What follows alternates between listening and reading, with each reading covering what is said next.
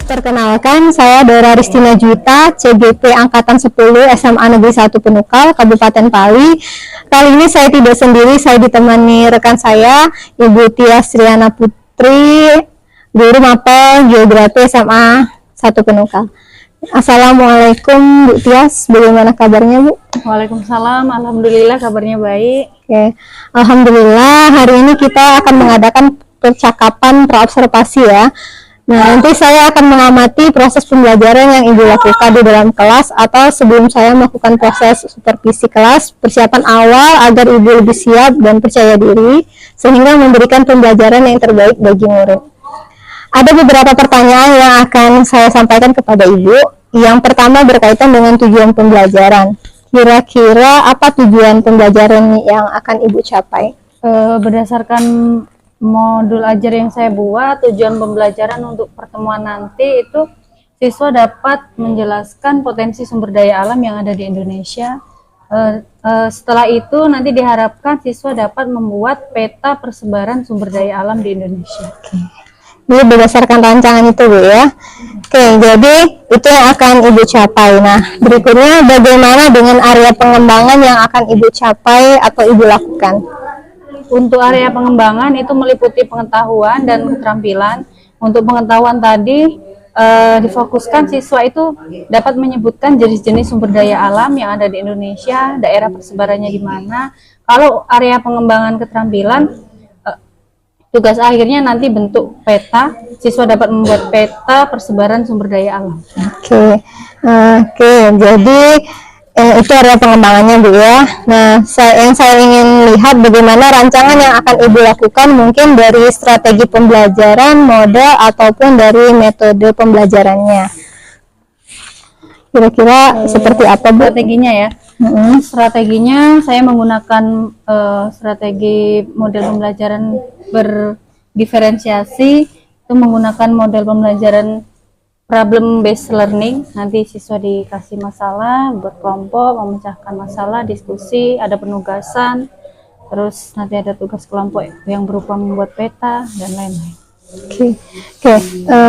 Jadi itu rencana yang akan Ibu terapkan di dalam kelas Bu ya, menggunakan strategi PBL tadi dan ada bentuk kelompoknya juga dan penugasan Bu ya. Nah, kira-kira bagaimana dengan media yang akan Ibu gunakan di dalam kelas?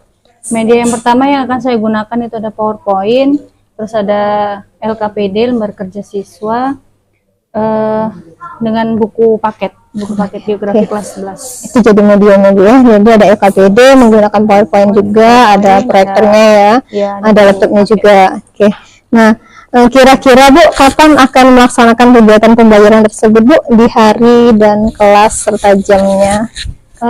Akan saya laksanakan di hari Selasa, itu di jam 1 ke 2 pukul 7.30 sampai 8.55. Ya, baik Bu ya. Nanti saya akan datang di hari, kelas dan jam tersebut, dan saya akan melihat dan mencatat hal apa yang akan terjadi di dalam kelas. Nanti setelah kegiatan observasi kelas, kita akan mengadakan percakapan pasca observasi yang nanti akan didampingi oleh pengajar praktek. Kira-kira dari percakapan ini Bu, apa yang Ibu dapat dari pembicaraan kita ini?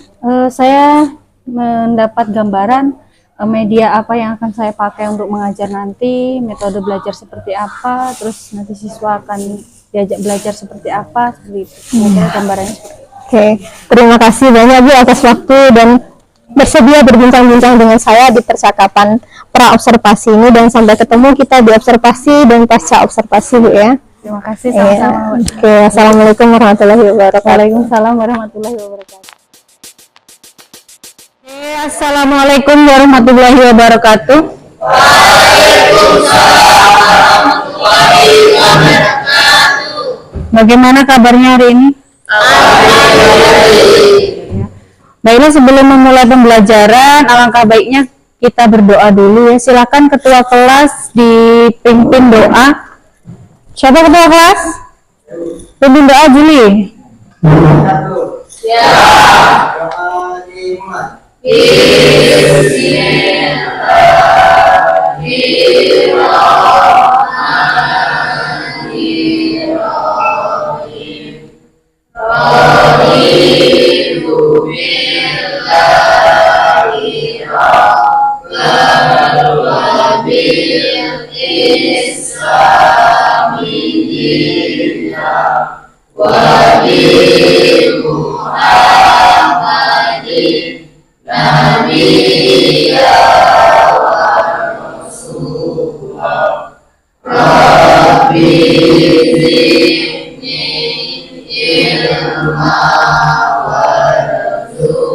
Amin. Walhamdulillahi Rabbil Alamin.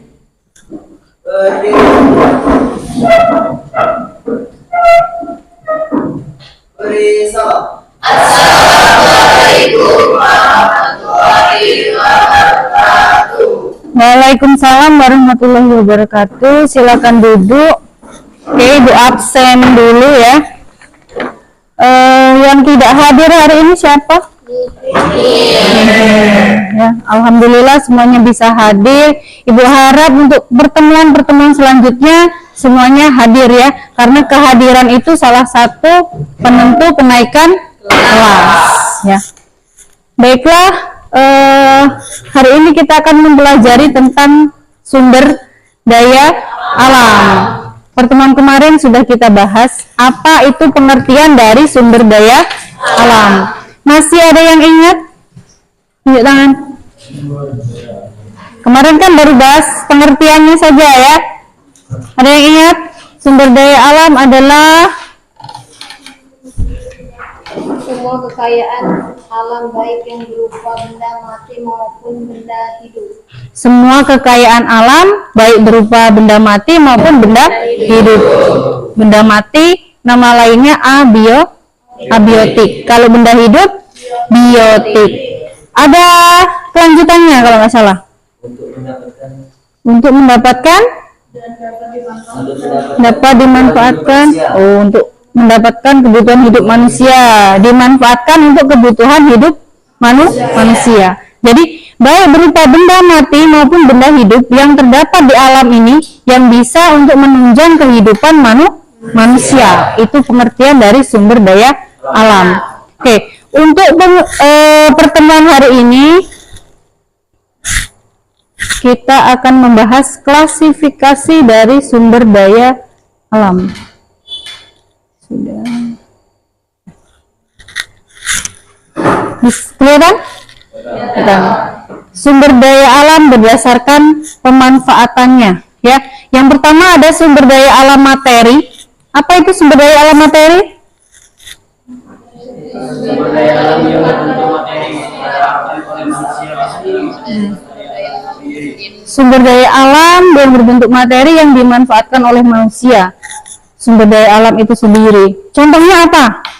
Kayu, batu, pasir, besi, dan lain-lain. Masih banyak jenisnya ya, baik makhluk hidup maupun benda mati. Sumber daya alam materi. Yang selanjutnya ada sumber daya energi. Apa energi? Yang berguna untuk menghasilkan energi. Contohnya? Oke. Ibu mau tanya yang paling belakang. Energi terbesar di bumi apa? Ada yang bisa jawab? Energi matahari. Matahari, ya benar ya. Energi yang paling besar di dunia ini di bumi adalah energi matahari. Matahari walaupun kalau siang terasa panas, tapi banyak manfaatnya untuk makhluk hidup. Salah satunya apa? Mengandalkan energi listrik. Listriknya contohnya adalah lampu pakai pembangkit tata surya, tenaga surya. Ada contohnya di lampu jalan depan sekolah kita itu pakai pembangkit tenaga surya. Energinya dari energi matahari, cahaya matahari. Selain matahari tadi ada energi fosil ya, disebutkan apa tadi? Minyak batu bara, terus minyak bumi, ya, gas alam. Itu semuanya juga sumber energi. Yang sering kalian pakai sehari-hari dari beberapa sumber energi yang kalian sebutkan tadi. Gas alam, ibunya masak pakai gas. Minyak bumi, siapa minyak bumi? Jawab. Dipakai untuk goreng apa minyak bumi? Ayo, coba ditelah lagi minyak goreng ya. Kalau menggoreng minyak goreng bahan dasarnya adalah sawit, bisa kelapa ya. Minyak bumi untuk apa? Bahan bakar motor yang kamu pakai sehari-hari, yang dari rumah ke sekolah naik motor, bahan bakarnya bensin gitu ya, pertalite. Itu adalah olahan dari minyak bumi ya, harus tahu asalnya dari apa gitu ya. Itu yang sering kita pakai sehari-hari. Kalau batu bara mungkin kalau di kehidupan sehari-hari jarang kita memakainya ya, bahkan tidak pernah. Biasanya dia digunakan salah satunya untuk bahan bakar apa?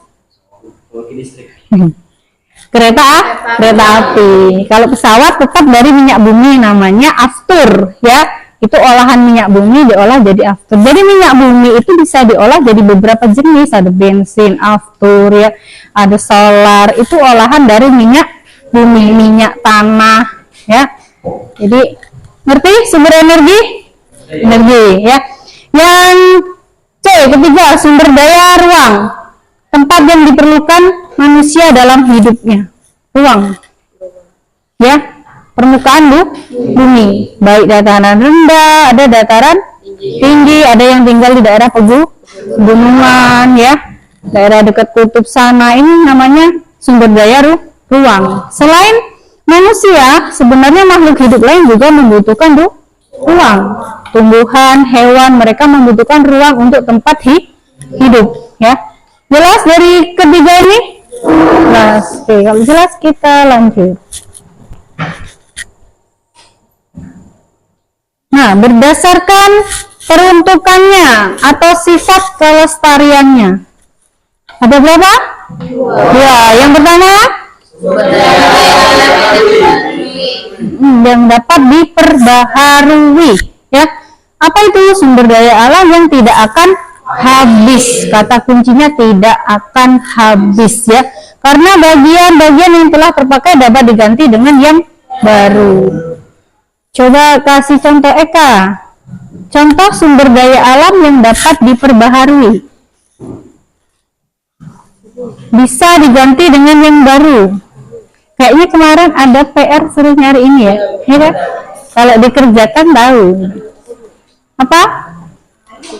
Air. Oke, air bisa diperbarui, dia ada namanya siklus hidrologi, walaupun kategorinya bukan makhluk hidup. Ada siklus perputaran air. Selain air, hutan. Dalam hutan ada pohon. Selain pohon, hewan ya. Artinya hewan dan tumbuhan adalah sumber daya alam yang dapat diperbaharui.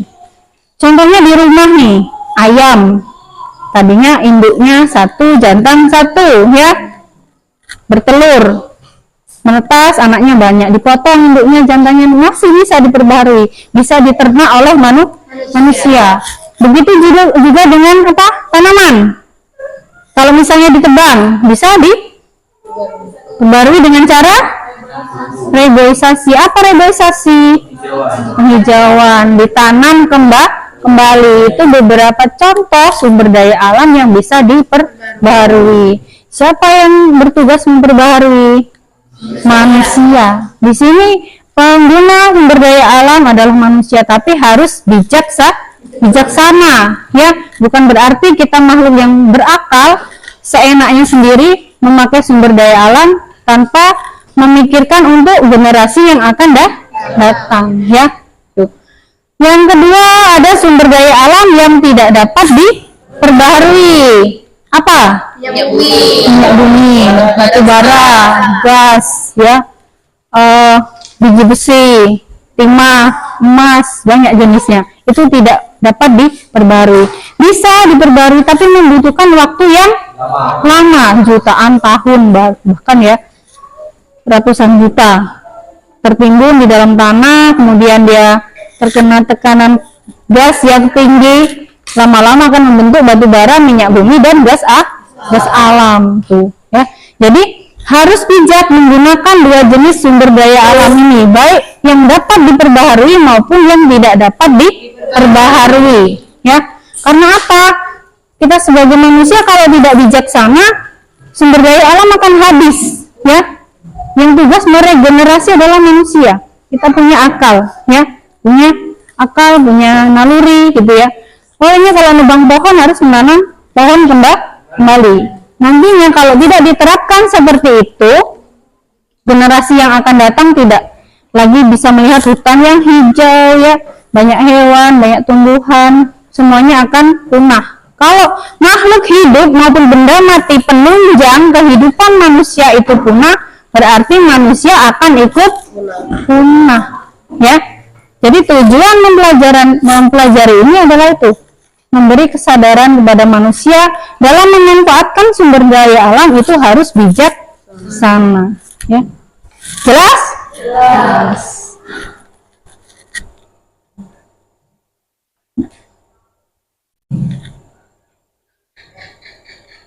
Oke, ada lagi ini berdasarkan jenis. Kalau berdasarkan jenis sama seperti pengertian tadi, ada hayati dan non hayati, biotik dan abiotik. Hayati itu yang hidup.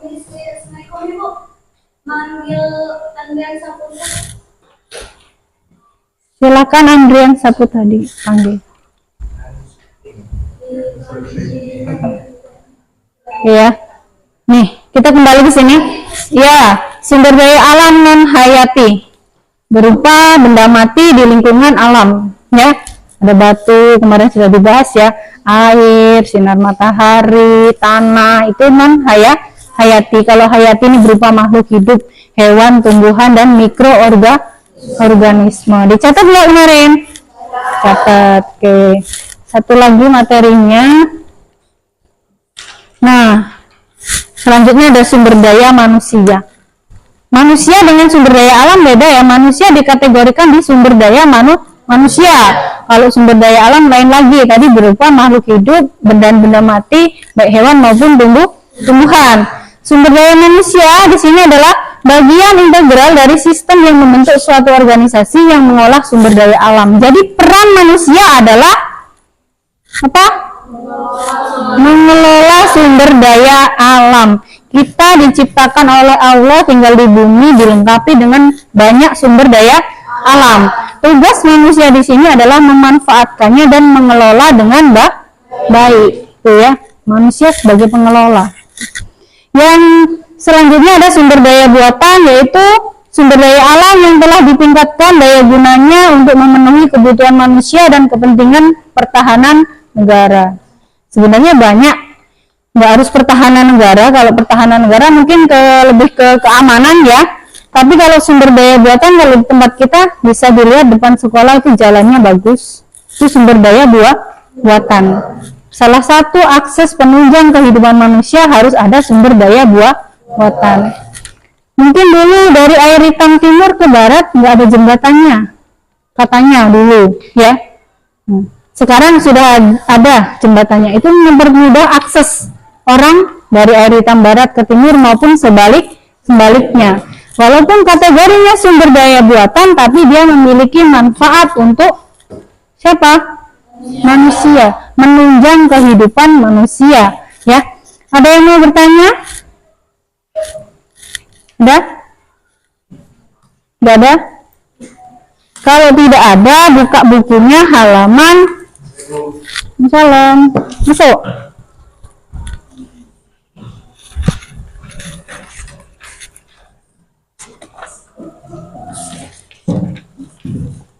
Halaman yang kemarin. Ada yang mengerjakan kan? Halaman 19, aktivitas 2. Ya. Ada yang belum mengerjakan kan ya? Ada yang sudah. Bagi yang belum mengerjakan silakan dikerjakan, itu sebagai latihannya dari pertemuan ini.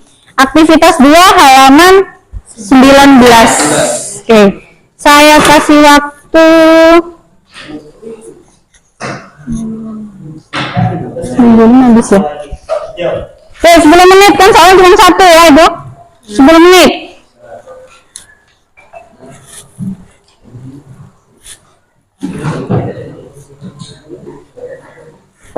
Belum kan? Belum, kelihatan belum. Sudah? Ada yang belum, ada yang sudah. Mana? Buku, ini buku literasi. Apa? Ambil dulu yang mana?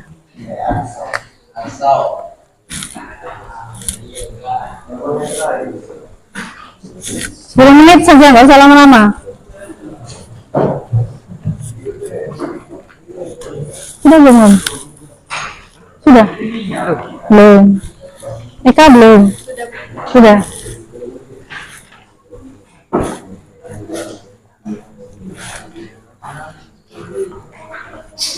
Soalnya apa? Memberikan contoh ya. Soalnya pengertian sumber daya alam yang dapat diperbarui dan tidak dapat diperbaharui serta berikan contohnya gitu ya. Contohnya bisa kamu lihat dari lingkungan sekitar. Kamu buka jendela, kamu lihat ada nggak sumber daya alam yang bisa diperbarui di luar? Oh ada, apa ya? Oh ya. Jadi kalau belajar sumber daya alam nggak perlu jauh-jauh medianya. Kanan kiri kita ini adalah sumber daya alam. Pohon karet, pohon jengkol, pohon mangga, ya. Sinar matahari itu di luar, air, semuanya sumber daya alam.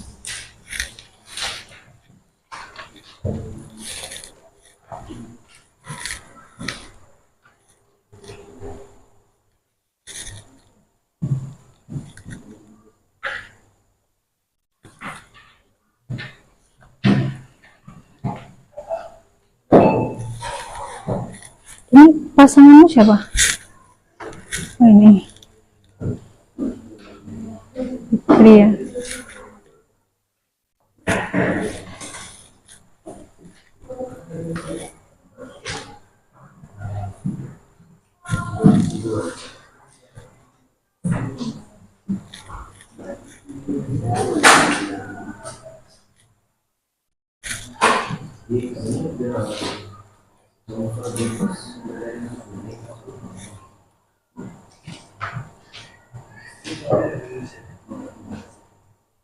Bisa? Ada kan? Sumber daya alam. Mana? Ini. Iya kan? Soalnya ini. Kamu baca di sini ada.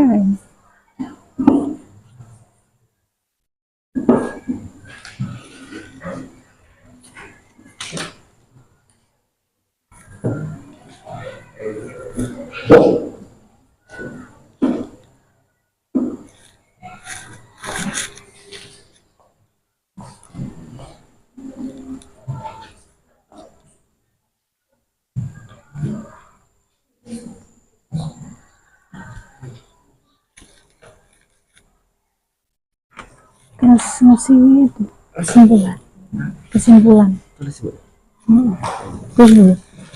Nanti kamu yang ibu suruh.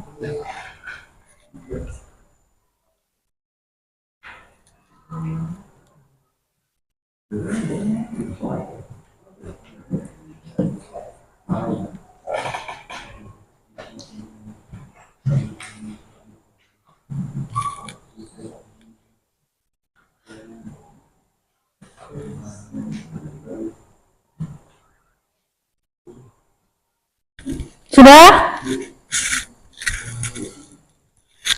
Materi yang tadi? Riki, sudah? Nulis.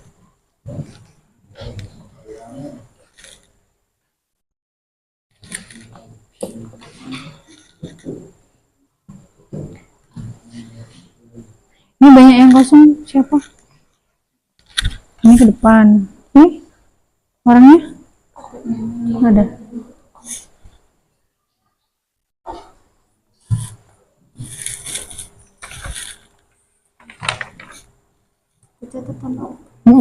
Materinya ada.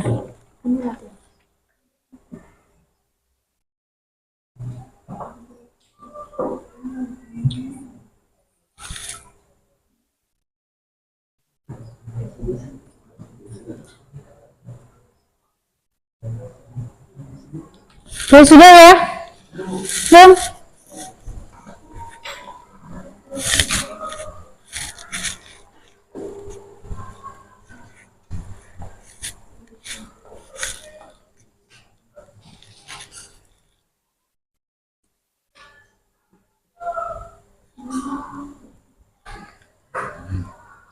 ditungguin grogi dia. Wah, PR ya, PR gitu. Ayo cepet.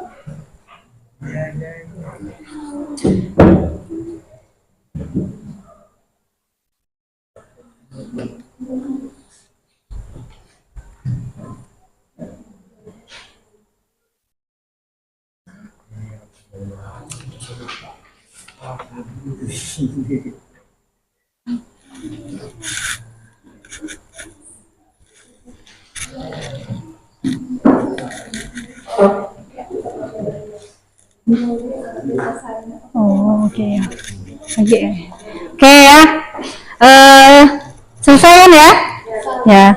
Nanti dikumpulkan setelah pelajaran berakhir. Sebelum Ibu akhiri pelajaran, siapa yang bisa menyimpulkan materi hari ini? Tunjuk tangan. Nah, kalau udah senyum duluan biasanya bisa dia. Oke, tunjuk tangan. Ya. Reno. Andrian, lupa. Andrian ya. Silakan. Apa kesimpulannya materi hari ini? Kesimpulan yang dapat saya tarik dari materi ini adalah sumber daya alam itu terbagi atas dua, yaitu sumber alam yang dapat diperbarui dan sumber alam yang tidak dapat diperbarui. Sumber daya alam yang dapat diperbarui adalah sumber daya alam yang tidak akan habis walaupun sudah digunakan berkali-kali. Sumber alam yang tidak dapat diperbarui, yang tidak dapat diperbarui, ya itu sumber daya alam yang jika digunakan secara terus-menerus jumlahnya akan habis dan terbatas, dan itu pun memerlukan waktu berjuta-tahun agar bisa terbentuk kembali. Ya, benar ya. Oke ya, itu kesimpulannya ya. Jadi sumber daya alam itu baik hayati, non hayati, biotik dan abiotik. Ada yang bisa diperbaharui, ada yang tidak dapat diperbaharui. Jadi kita sebagai manusia harus bijaksana dalam memanfaatkannya ya. Karena kalau tidak ada sumber daya alam, kehidupan manusia tidak akan berlangsung. Ngerti? Yes, oke ya. Terima kasih. Untuk tugas selanjutnya kami baca di rumah. Itu halaman 22 poin 3 tentang potensi sebaran sumber daya alam di Indonesia. Jelas? Jelas ya. Jadi pertemuan selanjutnya kita akan membahas nanti pakai peta ya. Misalnya ini potensi perkebunan teh ada di mana? Kamu tunjukkan daerahnya. Oh, pagar alam, cari di peta pagar alam mana sambil belajar membaca peta ya. Jelas? Jelas. Ya, terima kasih Ibu akhiri. Wassalamualaikum warahmatullahi wabarakatuh. Waalaikumsalam warahmatullahi wabarakatuh. Assalamualaikum warahmatullahi wabarakatuh. Perkenalkan, saya Dora Ristina Juwita, CGP Angkatan 10 Kabupaten Pali, Provinsi Sumatera Selatan. Di sini saya tidak sendiri, saya ditemani rekan saya, ada Ibu Tias Riana Putri, dan juga ada pendamping pengajar praktik saya, Bapak Agus Munir. Di sini hari ini saya akan melaksanakan kegiatan pasca observasi. Assalamualaikum Bu Tias. Waalaikumsalam. Assalamualaikum Mister. Apa kabarnya hari ini? Sehat, alhamdulillah. Alhamdulillah. Oke, baik, di percakapan pasca ini saya akan memberikan pertanyaan kepada Ibu terkait dengan jalannya proses observasi yang sudah kita lakukan kemarin dengan tujuan untuk mengevaluasi sejauh mana proses pembelajaran yang sudah Ibu lakukan. Nah, untuk pertanyaan pertama, Bu, bagaimana perasaan Ibu terkait dengan jalannya kegiatan observasi kelas yang sudah berlangsung kemarin? Alhamdulillah observasinya berjalan dengan lancar, walaupun ada sedikit rasa tegang ya, mungkin karena belum terbiasa ya. Dan alhamdulillah anak-anak lumayan antusias mengikuti kegiatan kemarin. Oke, jadi alhamdulillah kemarin sudah berjalan dengan baik Bu ya. Ya. Oke. Sekarang bisa diceritakan kembali Bu, area pengembangan Ibu yang lakukan di kelas dan tahapan pembelajaran apa yang Ibu lakukan di dalam kelas? Untuk area pengembangan yaitu ada pengetahuan dan keterampilan. Di bagian pengetahuan kemarin fokusnya mengidentifikasi jenis-jenis sumber daya alam yang ada di Indonesia. Ya, kalau untuk keterampilan nantinya di akhir bab itu ada kegiatan siswa itu membuat peta persebaran sumber daya alam yang ada di Indonesia. Itu bentuk keterampilannya. Oke. Jadi ada tahapan pengembangan Ya. pengetahuan dan keterampilannya, Keterampilan. Bu ya. Oke, nah menurut Ibu sejauh mana sudah area pengembangan yang Ibu sampaikan? Apakah sudah berhasil Ibu lakukan di dalam kelas atau tidak? Menurut saya belum sepenuhnya berhasil, tapi sudah berjalan dengan baik. Masih ada kekurangan di mungkin ketika diajak diskusi masih ada beberapa siswa yang kurang aktif atau kurang antusias dalam menjawab seperti itu. Oke, jadi masih ada kekurangan Bu ya, walaupun namanya kita mengajar Bu ya. Ya. Oke. Tapi nah menurut Ibu kekurangan atau hambatan apa yang Ibu hadapi ketika di dalam kelas itu Bu? Ini apa ya? Kalau geografi itu kan lebih ada belajar tentang peta ya, peta sumber daya alam gitu.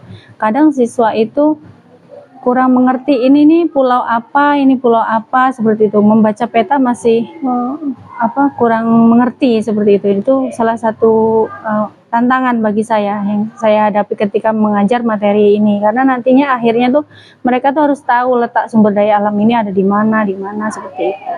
Oke, jadi seperti itu masih kurang efektif ketika Kurang efektif. mereka membaca peta Bu ya. Iya. Nah, oke. Kira-kira Bu, mengapa itu bisa terjadi Bu? Menurut pengamatan saya, mungkin selama ini ya, dari sekolah dasar, sekolah menengah, mereka tidak antusias untuk belajar membaca peta. Terus mungkin juga sarana pendukungnya ketika belajar juga kurang lengkap seperti itu. Ya. Jadi itu yang Ibu rasakan mungkin sarananya tadi ya, Terus bagaimana siswanya mungkin juga. ketika pembagian kelompok itu saya kurang tepat membagi anak-anaknya. Harusnya kan menggunakan pendekatan sesuai minatnya gitu ya. Misalnya gaya belajarnya ini, anak ini gaya belajarnya mungkin visual, ini audio visual, seperti itu harus dikelompokkan gitu ya. Jadi kadang dalam suatu kelompok ini ada yang aktif, ada yang tidak gitu ya. Karena ada kekurangan dari saya juga gitu ya dalam menentukan kelompok mereka. Nah, jadi Ibu rencana ke depan apa yang kira-kira akan Ibu gunakan selanjutnya ketika melakukan lagi kegiatan pembelajaran? Melihat ke materinya, misalnya kalau materinya masih terkait dengan sumber daya alam berkaitan dengan peta, mungkin bisa pakai visual. Nanti media pembelajarannya bisa pakai peta, atlas maupun globe gitu ya. Terus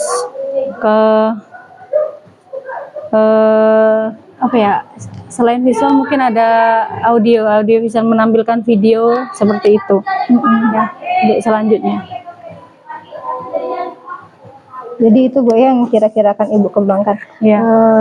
Terima kasih banyak Bu sudah menyediakan waktunya untuk mengikuti kegiatan pra, kemudian observasi, bahkan kegiatan pasca observasi. Kalau begitu saya tutup Bu. Wassalamualaikum warahmatullahi wabarakatuh. Waalaikumsalam warahmatullahi wabarakatuh.